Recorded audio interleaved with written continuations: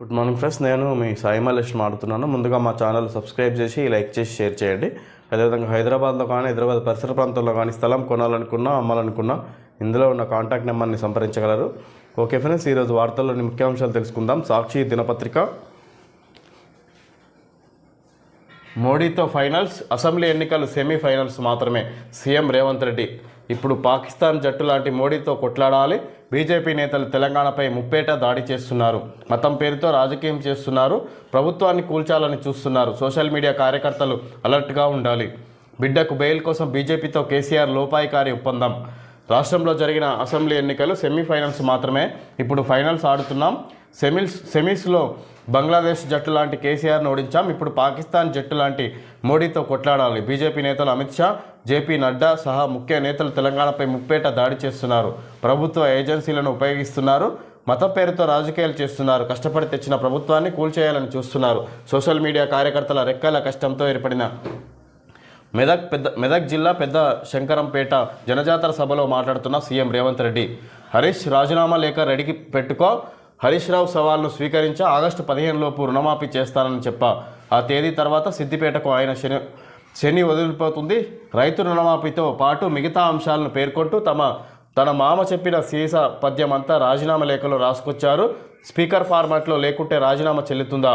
మళ్ళీ చెప్తున్నా, ఆగస్టు 15 లోపు రుణమాఫీ చేస్తాం. హరీష్ రావు రాజీనామా లేఖను రెడీగా పెట్టుకోవాలి. ఈ విధంగా మోడీతో ఫైనల్స్, ఇది మొన్న కేసీఆర్తో అసెంబ్లీ ఎన్నికలను ఉద్దేశించి అవి సెమీఫైనల్స్, ఇప్పుడు వచ్చే ఎలక్షన్లు ఫైనల్స్లో కొట్లాడుతున్నామని దాంతో పాకిస్తాన్తో పోల్చడం జరిగింది. ఈ విధంగా సీఎం రేవంత్ రెడ్డి వచ్చే అసెంబ్లీ పార్లమెంట్ ఎలక్షన్లని మోడీ కాంగ్రెస్ ప్రభుత్వాన్ని కూల్చాలని చూస్తున్నారు. కష్టపడి తెచ్చుకున్న ప్రభుత్వాన్ని బీజేపీ ప్రభుత్వం కూల్చేయాలని కుట్రలు చేస్తుంది. సోషల్ మీడియా కాంగ్రెస్ కార్యకర్తలు అలర్ట్గా ఉండాలని ఇక్కడ వివిధ రకాలుగా ఈయన మాట్లాడడం జరిగింది.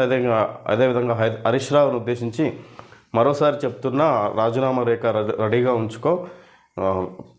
ఆగస్టు 15 లోపు రుణమాఫీ చేస్తామని తప్పకుండా ఈ విధంగా మరోసారి హెచ్చరించడం జరిగింది. ఈ విధంగా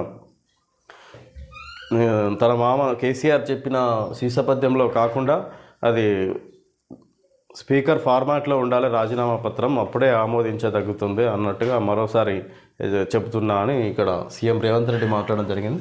ఇదిగో నా రాజీనామా లేఖతో గన్ పార్క్ అమరవీరుల స్తూపం వద్దకు హరీష్ రావు. సీఎం రేవంత్కు నిజాయితీ ఉంటే రాజీనామా చేయాలి. జర్నలిస్టులకు రాజీనామా లేఖనిచ్చిన సిద్దిపేట ఎమ్మెల్యే హరీష్ రావు. గడువులోపు రేవంత్ హామీలు అమలు చేస్తే నేను సిద్దిపేట ఎమ్మెల్యేగా రాజీనామా చేసి ఉప ఎన్నికకు కూడా దూరంగా ఉంటా. హరీష్ రావు.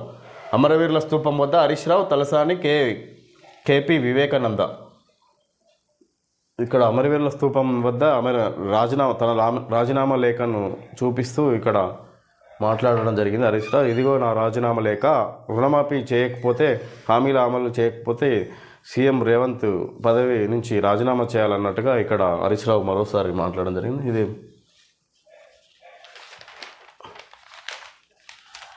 271 నామినేషన్ తిరస్కరణ పత్రాలపై కొన్ని చోట్ల సంతకాలు చేయని కొందరు, కాలమ్స్ అసంపూర్తిగా వదిలేసిన ఇంకొందరు. 622 మంది అభ్యర్థుల నామినేషన్లు ఓకే. ముగిసిన పరిశీలన ఉపసంహరణకు 29 గడువు.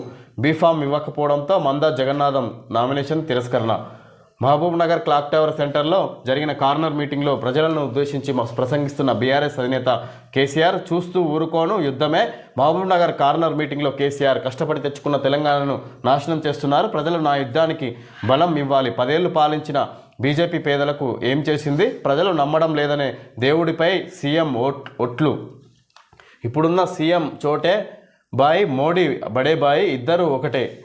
మహబూబ్ నగర్ క్లాక్ టవర్ సెంటర్లో జరిగిన కార్నర్ మీటింగ్లో ప్రజలను ఉద్దేశించి మాట్లాడుతున్న బీఆర్ఎస్ అధినేత కేసీఆర్, విధంగా కష్టపడి తెచ్చుకున్న తెలంగాణను 10 ఏళ్ళు అభివృద్ధి చేసి ఇప్పుడు నాశనం అవుతుంటే ఊరుకునేది లేదు, ఎంతకైనా కొట్లాడుతాం అన్నట్టుగా ఇక్కడ ప్రచారంలో భాగంగా కేసీఆర్ మాట్లాడడం జరిగింది కాంగ్రెస్ ప్రభుత్వాన్ని ఉద్దేశించి. ఈ విధంగా 271 నామినేషన్ల తిరస్కరణ.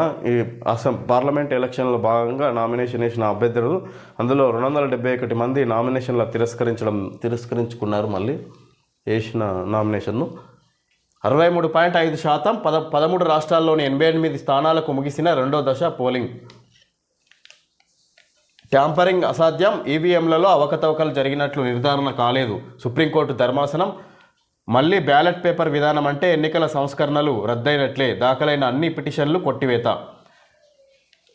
ఈ విధంగా ట్యాంపరింగ్ అసాధ్యం, ఈవీఎంలలో అవకతవకలు లేవు అన్నట్టుగా ఇక్కడ సుప్రీంకోర్టు తేల్చి చెప్పడం జరిగింది. మళ్ళీ బ్యాలెట్ రూపంలో పేపర్ విధానం ఓటింగ్ అంటే ఎన్నికల సంస్కరణలు రద్దయినట్లే అని ఇక్కడ సుప్రీంకోర్టు తెలియజేయడం జరిగింది. సుప్రీంకోర్టు ప్రతిపక్షాలకు చెంపదెబ్బ, ప్రజలకు కాంగ్రెస్ క్షమాపణ చెప్పాలి, మోడీ డిమాండ్. హైకోర్టు శాశ్వత జడ్జీలుగా justice Srinivasarao, justice Rajeshwara Rao. Supreme court collegium సిఫార్సులకు కేంద్ర ప్రభుత్వం ఆమోదం, ఉత్తర్వులు జారీ. వచ్చే వారం బాధ్యతలు స్వీకరించనున్న న్యాయమూర్తులు justice Srinivasarao, justice Rajeshwararao. Election 2024 జాతీయం. గిర్ సంపారిలో మళ్ళీ వారు వన్ సైడే. మెదక్ మునగాడు ఎవరు? బీఆర్ఎస్, బీజేపీ, కాంగ్రెస్ పోటాపోటీ, బలమైన అభ్యర్థులను రంగంలో దింపిన 3 పార్టీలు. ఈ మెదక్ సంబంధించి బలమైన అభ్యర్థులని ఇక్కడ నీలం మధు, రఘునందన్ రావు బీఆర్ఎస్ అభ్యర్థి, ఇంకా 3 బలమైన అభ్యర్థులు అన్నట్టుగా ఇక్కడ ఇవ్వడం జరిగింది. కోనేకోరలు నేరస్తులు, హంతకులు కరడుగట్టిన నేరస్తులకు టికెట్లు కట్టబెట్టిన చంద్రబాబు. బాబు దృష్టిలో వీరంతా సచ్చీలురు.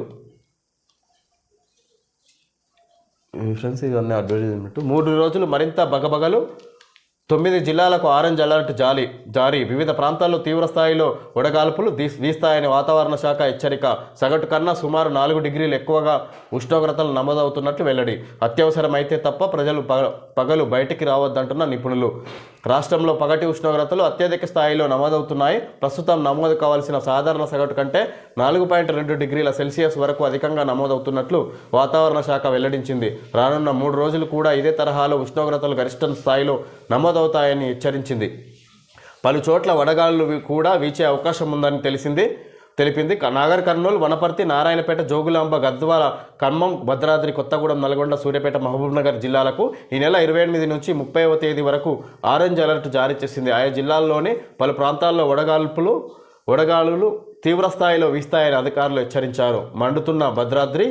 రాష్ట్రంలోని ప్రధాన నగరాల్లో శుక్రవారం నమోదైన ఉష్ణోగ్రతలను పరిశీలిస్తే భద్రాచలంలో 43.5 డిగ్రీల సెల్సియస్ గరిష్ట ఉష్ణోగ్రత నమోదైంది. అలాగే రాష్ట్ర వ్యాప్తంగా చాలా ప్రాంతాల్లో 40 డిగ్రీల సెల్సియస్కు మించి గరిష్ట ఉష్ణోగ్రతలు నమోదయ్యాయి.